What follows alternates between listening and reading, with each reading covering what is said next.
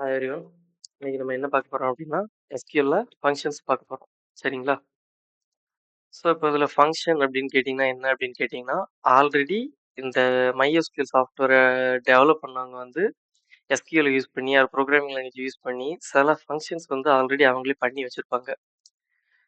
So இப்போ நீங்க calculate பண்றீங்கல்ல, 1+1 அப்படிங்கிற மாரி கால்குலேட் பண்றீங்கல்ல, இந்த மாரி சில ப்ரீ டிஃபைன் ஃபங்ஷன்ஸ் எல்லாமே அவங்க வந்து ஆல்ரெடி ப்ரோகிராமிங் மூலம் எழுதி வச்சு நீங்க டைரக்ட்டா அந்த ஃபங்ஷன கால் பண்ணி, இல்ல தேவையான வேரியபிள பாஸ் பண்ணி உள்ள அனுப்புனீங்க அப்படின்னா, அந்த ஃபங்ஷனோட அவுட்புட்டு வந்து உங்களுக்கு கிடைச்சிரும். சரிங்களா?